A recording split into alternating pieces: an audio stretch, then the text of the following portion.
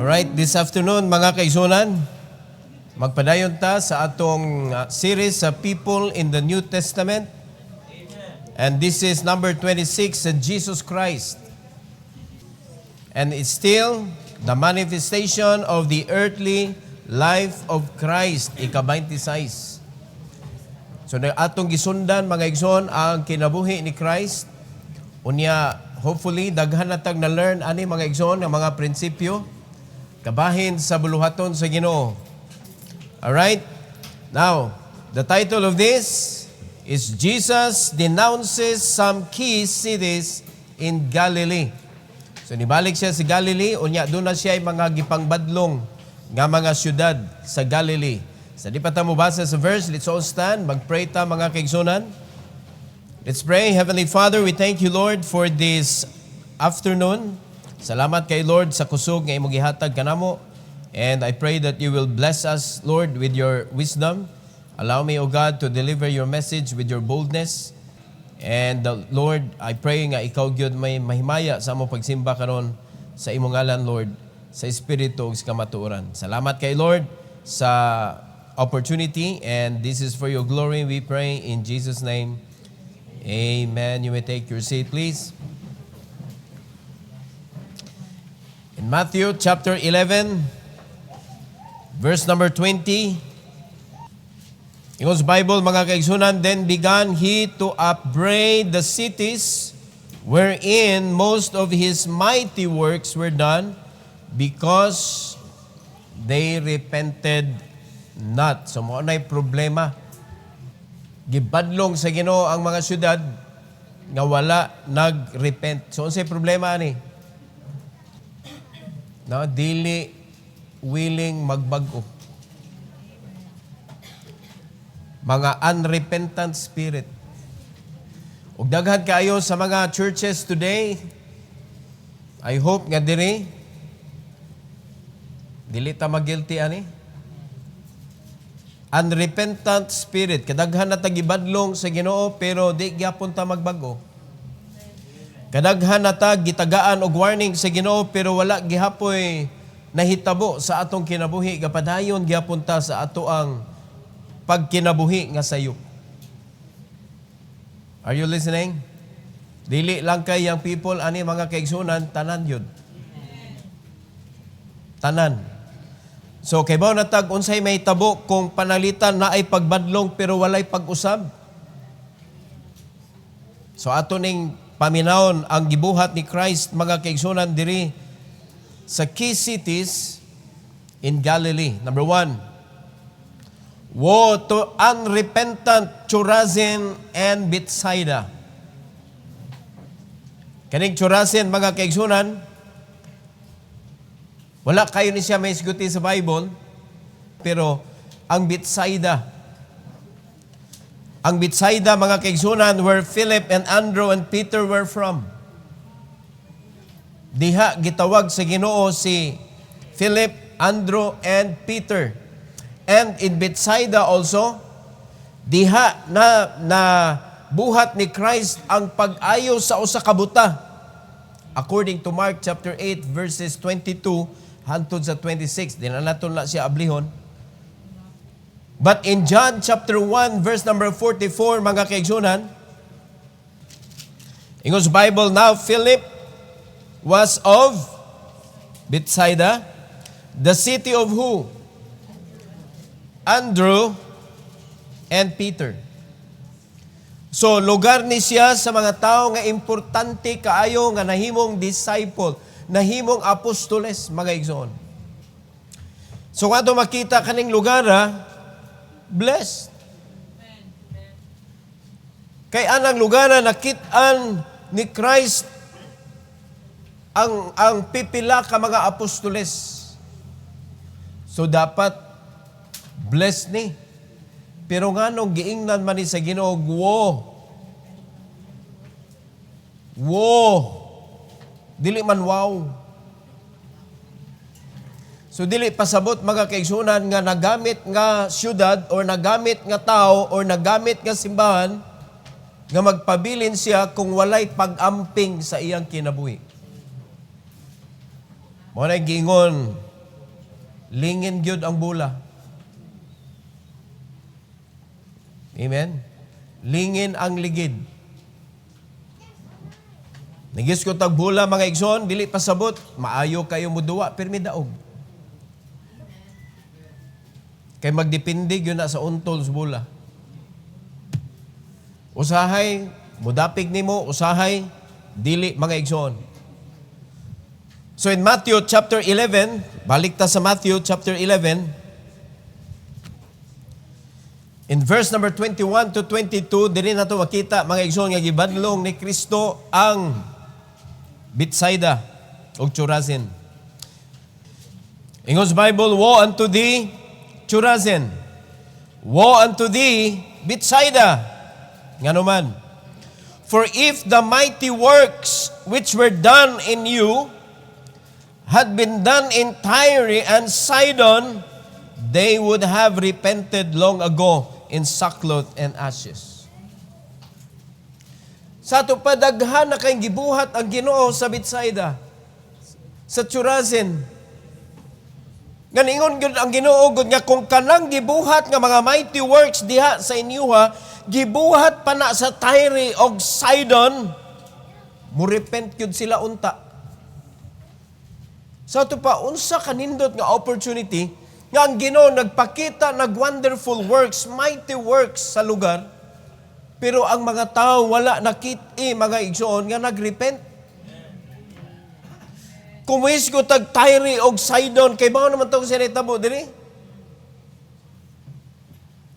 Ang Tyre mga kaigsunan nakig-deal, no, ila pang gilipat-lipat ang Israel nga naka-close sila og deal, mao na nga ang Tyre na dato.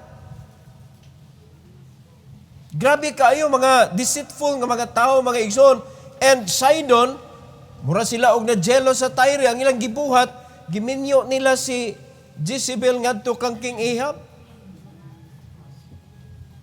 Mga kuan kayo og mga style ba? Tricky kayo. So mao na nga nanindot ang ilang kinabuhi, pero niingon ang Ginoo mga kaigsunan. Kung nabuhat pa lang sa Ginoo ang gibuhat sa Ginoo sa Bethsaida, posible nga ang Tyre og Sidon murepent unta to. So unsa man kagrabe ang gibuhat ni Bethsaida sa Ginoo. Kamo nagsimba mo sa simbahan mga kaigsunan sa Dios nga taod-taod na pero wa kay pagbag-os kinabuhi. Masuko ang Ginoo ana. Usa ka lugar mga kaigsunan nga subo kayos kasing-kasing sa Ginoo kundiin iyang gitagag favor. Favor mga kaigsunan because sa dihang namili siya apostles maogi lugar nga iyang giadto. Ang Galilee. Ug daghan kay siyang gibuhat sa Galilee. In fact, kapila niya balik-baliki ang Galilee mga kaigsunan. Pero naay nabuhat ang Galilee nga ang Ginoo nasubo yun. Unsa man na? They did not repent. Mao nay reklamo sa Ginoo mga kaigsunan. In verse number 22, but I say unto you, it shall be more tolerable for Tyre and Sidon at the day of judgment than for you. Sakita anoy. Mo na kita mga gipili sa Ginoo mga igsoon, gitagaan sa iyang gugma, giluwas niya, giduphan niya sa cross. Mga igsoon, naa na nato ang favor tanan. Pero kung mupili gyud ta og kinabuhi nga masinaypanon and we are not willing to repent, sakita mga kaigsuonan sa kasing-kasing sa Ginoo. Naminaw ta? Dili na to pwede i-abuse. Kaning panahon na, wala pa man si Kristo namatay ani. Though karon naata under the grace of God, nga bisan magpagahi ta sa atong ulo kung sigurado tang luwas mga igsoon, dili na maadto sa impierno ang atong kalag. But listen, you cannot abuse your salvation. Moabot ra gihapon ang panahon basula nimo. Kay grabe kay nag-epekto mga kaigsunan ang kanang gitawag ison nga consequence sa atong sala. If you choose to live your life in a wicked life, naagyod na'y consequence. Ang gihatag sa Ginoo diri. Ganina buntag gibadlong tag-ayo mga igsoon sa Church of Corinth nga wa gyoy pagunahuna sa ilang Kristohanong kinabuhi. Ang ilang ang ginahuna ang ilang personal nga kinabuhi mga kaigsuonan. That they choose to live their life according to what they want. Mausad ni nahitabo sa Bethsaida. Na ay gusto sa Ginoo nga usbon nila, but they did not repent. Mao nay reason nga bisag ang Tyre ug Sidon bati kayo sa mata sa Ginoo. Niingon siya, mas tolerable pa. Mas tolerable pa ang mga kasaypanan sa mga unbeliever sa diyang silutan na kaysa mga Kristohanon nga dili gustong musunod sa Ginoo. Amen? Mao man ang kaning Bethsaida is a picture of the chosen people. But the Tyre and Sidon is a picture of those people who are Gentiles. Unbeliever. Di ba? Understandable na unbeliever ko na. Di ko na musunod sa Ginoo. Pero in town kita nga ni-claim nga luwas. Unsa kasakit sa kasing-kasing sa Ginoo nga giduphan na ka sa cross. Gihatagan na ka sa iyang kinabuhi. Gihugasan ka sa hamiling dugo ni Jesus. Pero gipili gihapon nimo ang kinabuhi nga walay Kristo. Dawatan ni ang sulti sa Ginoo mga kaigsunan. Mas tolerable pa para sa Tyre ug Sidon at the day of judgment than for you. Na may judgment gapon ang believer. Nabi a judgment seat for the believers. Great white throne judgment for the unbelievers. Well, kung magpabilin nga unbeliever ang usa ka tawo, unya silutan na si Ginoo sa pag-adto sa impierno, hantod ngadto na sa lake of fire, makaingon ta dapat lang. Pero kita nga giduphan na, gipakamatyan na, gihugasan na, gitagaan na sa bag-ong kinabuhi, gipramisa na eternal life. Unya mo pili sa kinabuhi nga murag dili luwas. Unsa kapag bugal-bugal na mga igsoon sa Ginoo nga naghatag sa iyang kinabuhi para nimo? Matud pa sa Biblia, mga kaigsunan, imong gipresko og balik ang kamatayon ni Kristo. Gihimo nimo nga murag gusto nimo nga si Kristo patyon og balik. Do di na pwede mahitabo. Pero imong gi-refresh ang kasakit ni Kristo every time you commit mistake. Every time you allow the devil to use you, but you are already saved. Pwede man na. Pwede man na nga ipagamit nimo imong kinabuhi bisag luwas na ka. Pwede man na nga gamiton ka sa yawa. Kaya the way I understand it, normal man na nga ang unbeliever, yawa, gawin sundon. So ang pwede ra magpagamit sa yawa, kanira yung Kristohanon. Nayawaan ba? Nganong magpagamit pa man ka, nga daghan naman nagamitonon ang yawa, daghan man siyang mga katauhan. Pero ang paboritong gamiton sa yawa, ang kanimo kong Kristohanon. Kaysa dihang nagsunod ang mga unbeliever sa yawa, di man masakitan ang Ginoo. Kay normal man na. Pero sa dihang ang iyang mga anak, maunay mo sunod sa yawa, sakit na kasing-kasing sa Ginoo.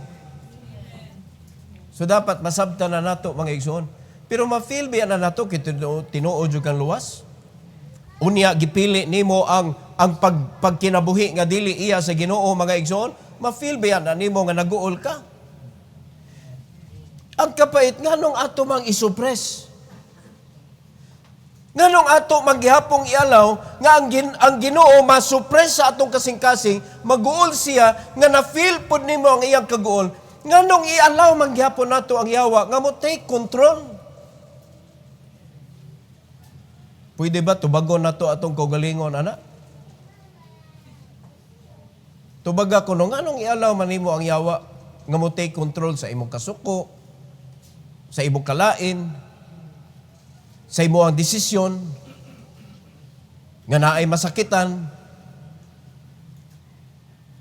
nga pinalit naman ta sa bili mga kaigsuonan sa kinabuhi ni Kristo. Muna inumdumi mga Kristohanon, if your life, ang yawa mo'y nagpahimulos, mas mayo pa ang Tyre og Sidon sa panahon sa hukom. Kasakit sa kasing-kasing sa Ginoo nga sa dihang ang usa ka Kristohanon niadto na sa langit mga kaigsunan nga walay dala sa paghimaya sa Ginoo. O ikaw kunay una-una na magyutay sa labutan mga kaigsunan. Ikaw kunay ug sa kwan pa matik-matik ba gunahuna ba? Gipakamatyan ka. Pero wa jud kay gida nga paghimaya niya. O ikaw kuno. Ibutang nato sa usa ka ginikanan nga naghatag sa kakuyaw sa iyang kinabuhi nga nagutong nimo sa dihang ikaw gianak niya. Una-una pero wa jud kay paghuna-huna sa iyang mga pagtambag, sa iyang mga pagpahimatngon. Wa ni mo gipaminaw unya Kristohanon pag yun. Wa mo kabalyo mga igsoon nga ang imong inahan Kristohanon. Dili baya tanan naay Kristohanon nga ginikanan. Bulahan mo nga ang inyong ginikanan Kristohanon. Bulahan mo nga inyong amahan Kristohanon. Wa mi ka-experience na. Wa mi amahan nga nagmaymay namo og pulong sa Ginoo. Wala mi inahan nga nagmaymay sa amo og pulong sa Ginoo. Kamo na aman. Nganong di man mo maminaw? Wala ko nagtubo samtang bata pa mga igsoon nga naay pastor nga magbadlong. Kamu, young people pa mo, Christian na mo. Gagmay pa mo, nakadungog na mo sa pulong sa Ginoo. Nganong di man ninyo ialaw nga magiyahan mo. Muna gingon, dili mo na yung problema diri sa Bethsaida. Unrepentant spirit. Nabadlong na, nakadungog na on sa isakto, pero dili gyud mag-usab sa iyang kinabuhi. Gipili gyud ang sayop. Mo na'y nakasayop. Mo nang imbis wow, makauulaw.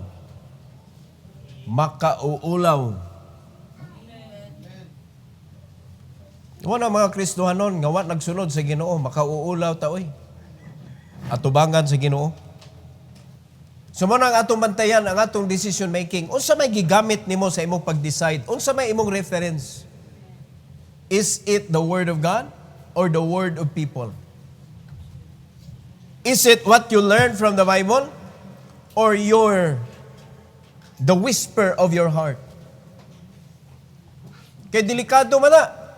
Ang kasing-kasing na to, kung wa ka kahinumdum, ato na biyan ng gitudlo, according to what the Bible says, deceitful above all. Our heart is deceitful above all. Who can know it? Wala. Wala'y makaibaw nga nailad na ka sa imong kasing-kasing niyo, mo sige ni mong sunod. Unya ang kalibutan pa yun, nagsige pa yung abiba ni mo, kung ano ang nasa puso mo, sundin mo. Ngayon po ka, lagi. Unya maura ba na lami kayo, dali kayo ma-remember na to ba? Di ba kuan kayo, catchy kayo? kung ano ang nasa puso mo, sundin mo. Mo ba nagingos Bible? Unsay gingos Bible? Heart is deceitful above all. Who can know it? So if you are going to follow your heart, absolutely, you are following the wrong way. Ayaw sunda imo kasing-kasing, ipabadlong na sa pulong sa Ginoo. So saan na to pagbadlong sa atong kasing-kasing? Puna sa pulong sa Ginoo. So sa dihang gibutangan na nimo sa pulong sa Ginoo ang imo kasing-kasing, makita na nimo ang imong mga sayop.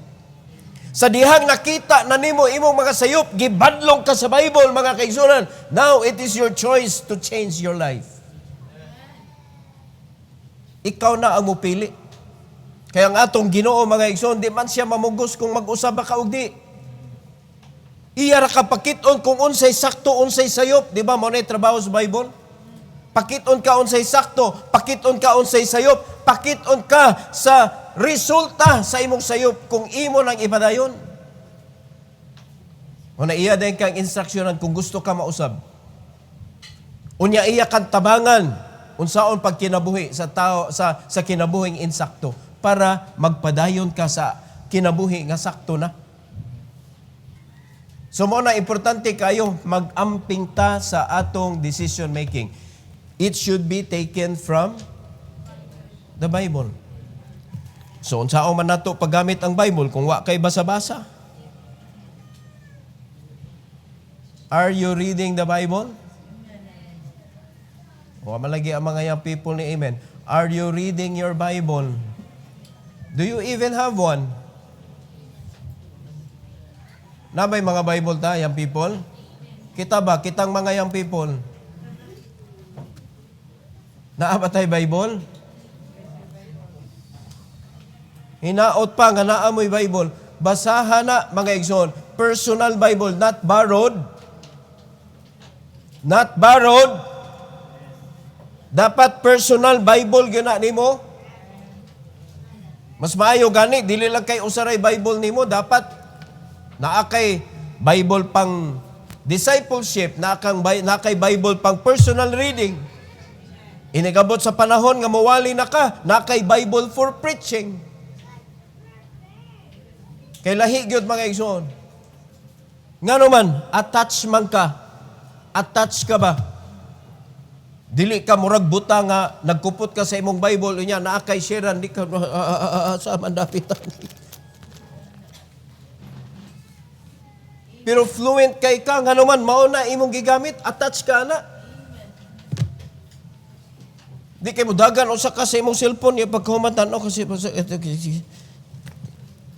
wali-wali pa na pang Bible diha pero ang cellphone mao ditoy gibasa. Wag gyud pakli-pakli is Bible mga igsoon, kaluoy. Magwali mo ayaw cellphone gamita. Gamita ng Bible gyud, tinuod gyud nga Bible ba? Mao man nga tinuod nga Bible. Di man ang cellphone. Naa sa cellphone. Pwede na mo niya gibasa ra gyud unsay gisulti diha, explain gamay, basa, iwali ang pulong. Pulong ta mga kaigsunan, preach the word. Muna importante kayo. Oh, let's go to number 2. Woe to unrepentant Capernaum.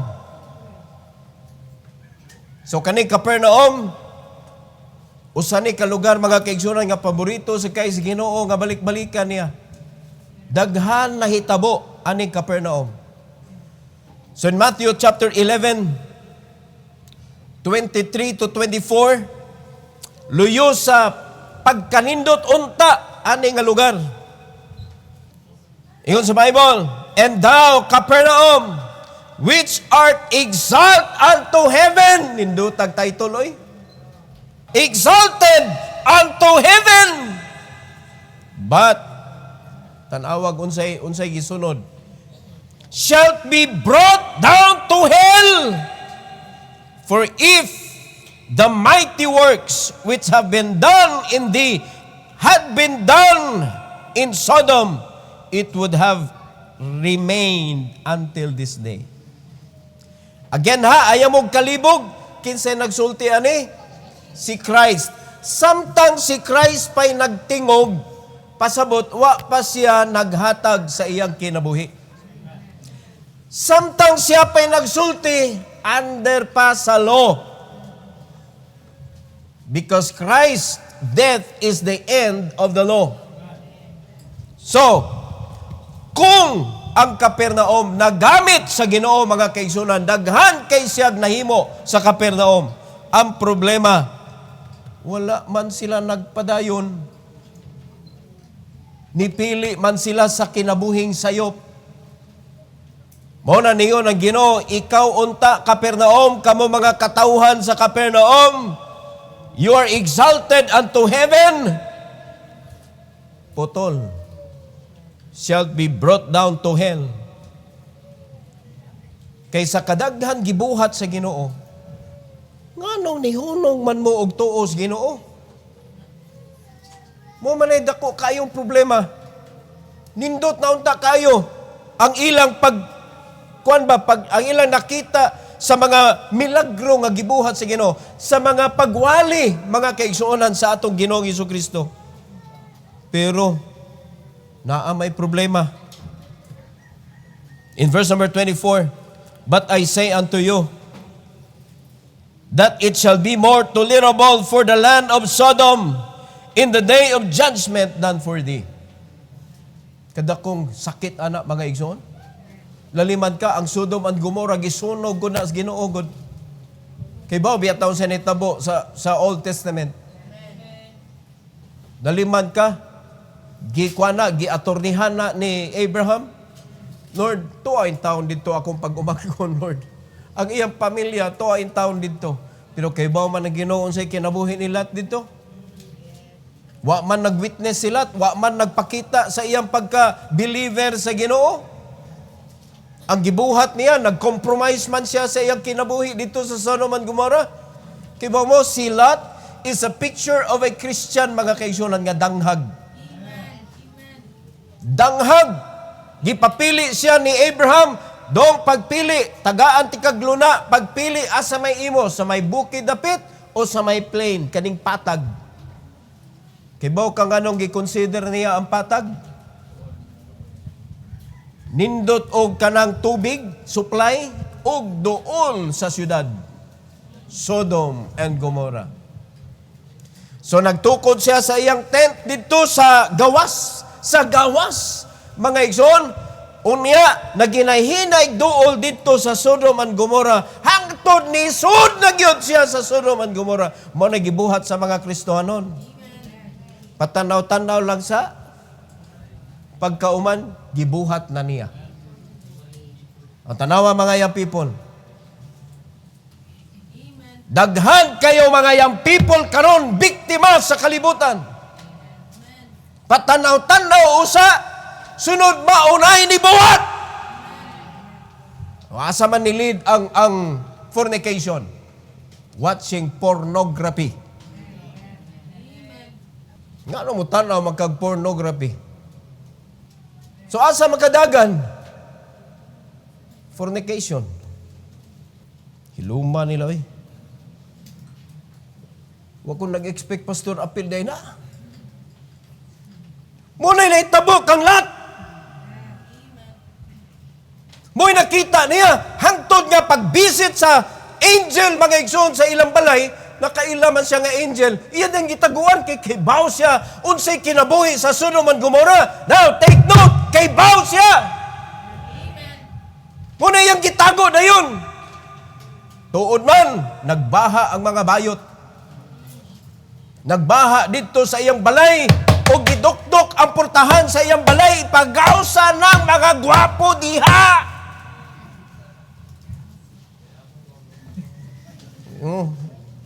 Kay amo ng luokon, pagawsa. Kay baw siya unsay buhaton sa mga bayot.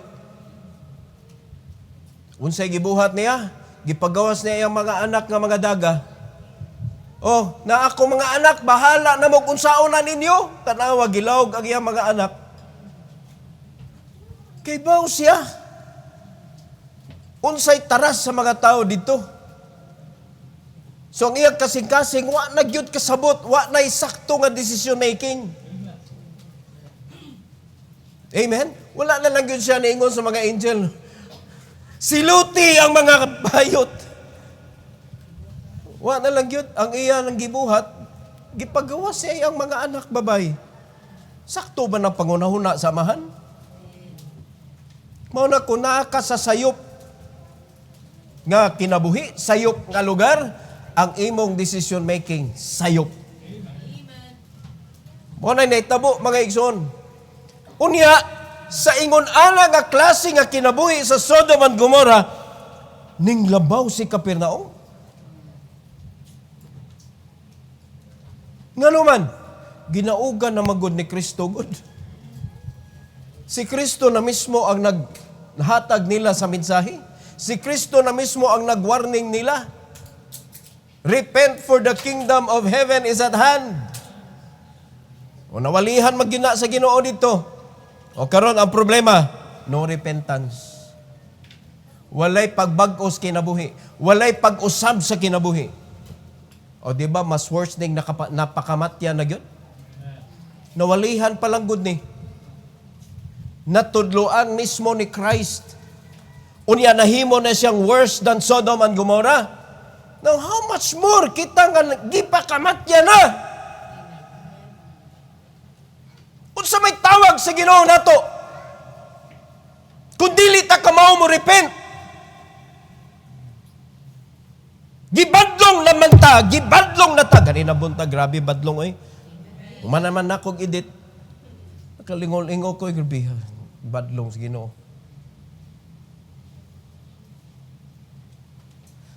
Unya, way repentance. Kung ang Capernaum, nga wa pa nahatag ni Christ ang iyang kinabuhi, worse than Sodom and Gomorrah. How much more kita? Nga nahatagan na ta sa kinabuhi na Jesus. Nga gipalit na ta sa bili mga kaigsunan sa iyang kinabuhi. Unsa kay tawag sa atoa? Pasalamat ta that Jesus is a God of mercy. Now, let me close this mga igsoon. Ato na ni i-close kay luoy na kay inyong mga naong. Revelation chapter 2 verse number 5. If you want to repent, this is how to repent. You want to repent? O diara, instruction gikan mismo ni Christ. The Bible says, remember therefore from whence thou art fallen, and repent, and do the first works, or else I will come unto thee quickly, and will remove thy candlestick out of his place, except thou repent. Now, diri, ani nga verse, mga kaigsunan, di yun nato pwede magamit ng ang masamang damo, matagal mamatay. Now, here's a good news for you, dili ikaw damo. Kasabot mo. You are already saved. Nahimo na kang anak sa Diyos, nahimo na kang servant of God. Ang problema lang yun nimo, gipili nimo ang sala over righteousness. Now, God has given you a chance to repent. But if you choose not to, He will remove your candlestick. You know what will happen? Candlestick represents life. Ayaw na lang dong. Ayaw na lang. Hunong na lang.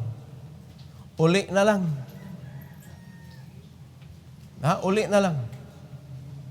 Except, o sa English Bible, except thou repent.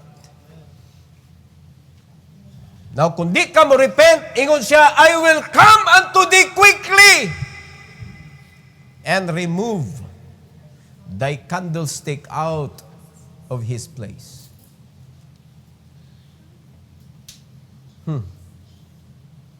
So, kumusta? Do you still want to serve the Lord? Ingon day ka, ayaw kog hadlok ka, pastor. Uy, ako ba din ang hadlok nimo gibasa ra man ako na hadlok day ka?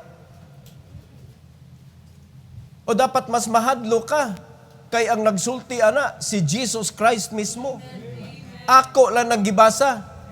Unya na-threaten ka sa akong pagbasa. Dapat mas ma-threaten ka kay si Kristo ang nagsulti. Now do not take this as a threat. Take this as a warning. Warning ni mga kaigsunan. Kaya wato sabto na, di threat man yun na. Pero giwarningan kas Ginoo, please repent. Please repent. Ako ginagiklaro ha, o gibalik-balik pag yun, repent. Kay basig ang imong dungog, repeat. Please repeat. Okay, naabaya diri giingon nga do the first work. Sa ato pa repeat. Please repent and repeat. Do the first work. Baliki kung asa ka na dagma. Baliki kung asa ka na discouraged. Baliki kung asa ka na fallen. Unya, sugod og balik. Do the first work. Sa first work, pastor. Sa dihang naluwas ka, excited kay ka. Nakita nimo ang work nga gipakita sa Ginoo nimo. Do it again. Mo na imong i-repeat. Dili ang sala. Nakasabot na?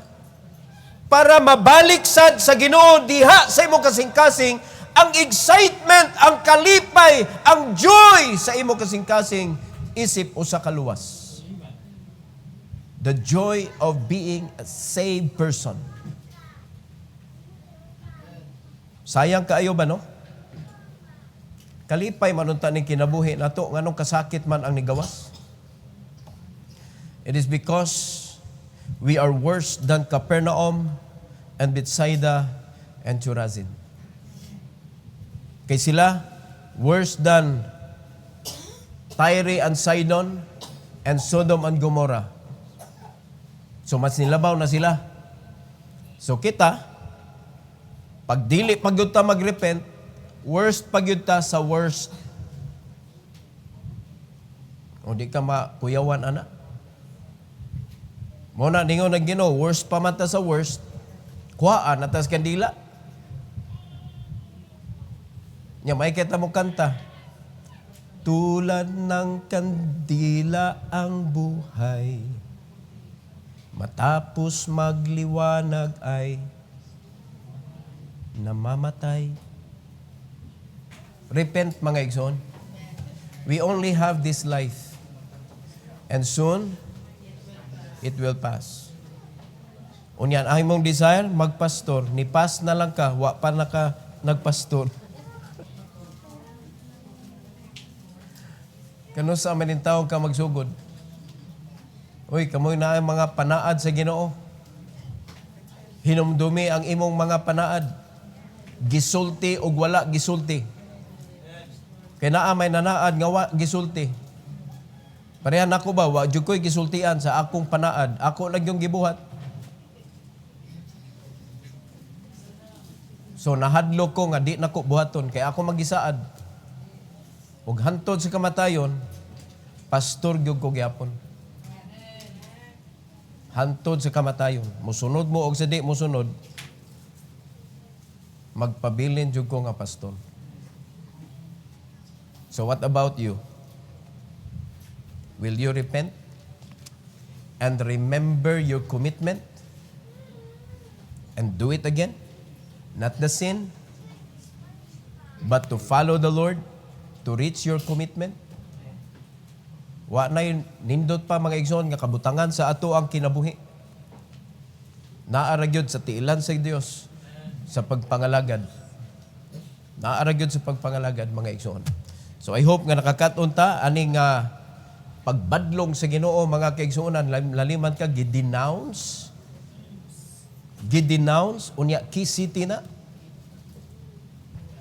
Mga kaigsunan, God can bless you even more if you are going to repent and serve Him. Every head bow, every eye closed. Heavenly Father, thank you, Lord, for this afternoon. Thank you, dear God, for the rebukes that we receive from you. Help us, Lord, nga dili na mo i-harden ang among kasing-kasing. Because it is written, and it cannot be changed, that if we are not going to repent, you will come quickly and remove our candlestick out of its place. So please, Lord, help us nga before na may tabo, makarealize nami sa among mga sayop and we will repent, O God. Please bless our young people to take this as a warning sa ilang kinabuhi. Nagpadulong sila sa kadautan. Please help them, Lord, to realize and repent. And so that they could have a changed life, serving you, honoring you sa ilang mga desisyon sa kinabuhi. Thank you, Lord, for the opportunity to come to the altar. Diin ang imong mga anak, Lord, makaampo diha kanimo sa pagpangayo og tabang, pasaylo og giya. Please, Lord, let this be done for your glory and honor. Again, thank you for this invitation. In Jesus' name, amen. Why don't you come? Why don't you pray to the Lord?